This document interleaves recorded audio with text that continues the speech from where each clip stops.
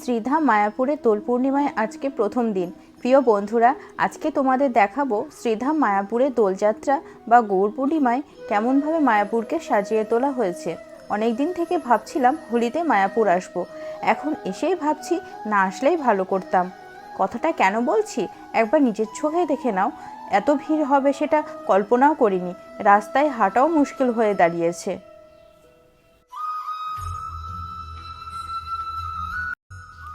মায়াপুরের গেটের সামনের অবস্থা দেখেই বুঝতে পারছো কি ভয়ানক ভিড় হয়েছে দোল পূর্ণিমা উপলক্ষে। দেশ বিদেশ থেকে আগত লক্ষ লক্ষ দর্শনার্থীদের সমন্বয়ে শ্রীধাম মায়াপুর যেন মিলন মেলায় পরিণত হয়েছে।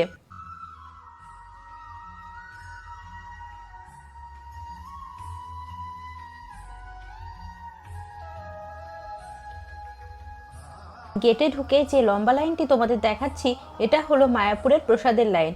খাবার জন্য লাইন নয়, কিন্তু এইভাবে লাইন দিয়ে আগে টিকিট কাটতে হচ্ছে, তারপর খাবার লাইন তো আলাদাভাবে দিতে হবে। দোল পূর্ণিমা উপলক্ষে যে এত ভিড় হয়েছে যে লোকজন কোথায় থাকবে তাই ভেবে পাচ্ছেন না। আমরা এসেছিলাম দুদিন থাকবো ভেবে, কিন্তু এখানে ইস্কনের ভেতরে কোনো রুম নেই, আর বাইরের হোটেলগুলোতে কিছু রুম অ্যাভেলেবেল আছে। যাদের একদিনের রুম রেট শুনে আর থাকার ইচ্ছে করছে না। একদিনের ভাড়া বলছে 2500 টাকা।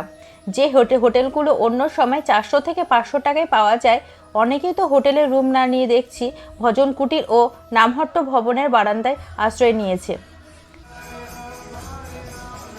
যারা বাড়িতে বসে অন্য ইউটিউবার বন্ধুদের ভিডিও দেখে আফসোস করছো যে মায়াপুরে এ সময় গেলে হয়তো ভালোভাবে ঘুরতে পারতাম, হোলি খেলতে পারতাম, সেসব বন্ধুদের উদ্দেশ্যে বলছি তোমরা একদম ভুল ভাবছো। ইস্কনের ভেতরে কোনো ভবনের রুম পাওয়া যাচ্ছেই না। গদা ভবনের সামনে অনেকেই দাঁড়িয়ে রয়েছে রুম নেবার জন্য। এত ভিড়ে মানুষের যে কি দুর্দশা সেটা নিজের চোখে না দেখলে বিশ্বাস করবেন না। এখন সবে সকাল 11টা বাজে, তাতেই প্রসাদের কুপন শেষ। এই যে গদা ভবনের প্রসাদ কুপনের কাউন্টার, এখানে দেখো বোর্ড দেওয়াই আছে প্রসাদের কুপন শেষ হয়ে গেছে। ভবনের সামনের অবস্থাটা তো তোমাদের দেখালাম, এবার চলো নামহট্ট ভবনের সামনের অবস্থাটা একবার দেখাই, তাহলেই তোমরা বুঝতে পারবে এখানে মানুষের হোলিতে আসে কত কষ্ট।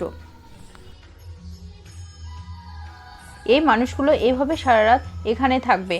একবার ভাবো তো, সারাতে এইভাবে মশার কামড়ে শুয়ে থাকা কত কষ্টের। ঘুরতে এসে যদি এত কষ্ট করতে হয় তাহলে ঘুরতে না আসাই ভালো।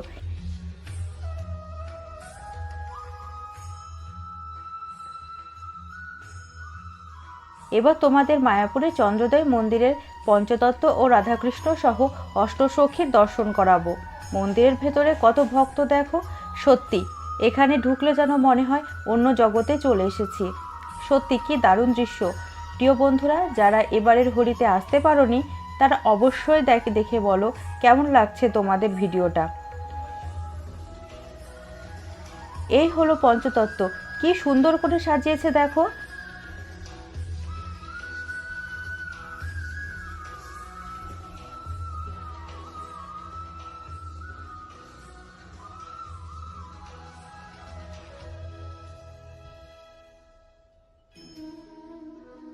চলো এবার রাধাকৃষ্ণ ও অষ্টসখীদের যে মন্দির সেখানে যাওয়া যাক।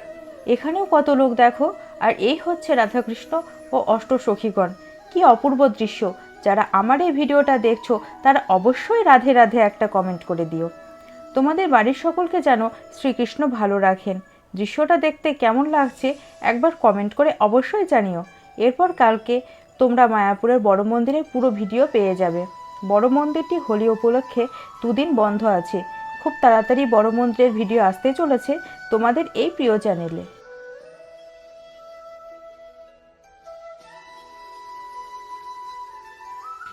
অনেক ইউটিউবার বন্ধুরা তাদের ভিউ বাড়ানোর জন্য বলে থাকেন এখানে হোলিতে রং খেলা হবে, অনেক প্রোগ্রাম হবে। সেরকম কোনো কিছুই হয় না।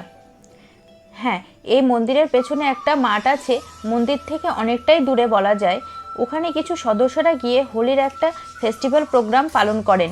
তাই যারা বাড়িতে মন খারাপ করে বসে আছেন, আসবেন ভেবেই আসতে পারেননি, তাদের বলবো আপনারা একটু অফ টাইমে মায়াপুরে এসে ঘুরে যাবেন, তাহলে হয়তো আপনাদের কষ্ট অনেক কম হবে।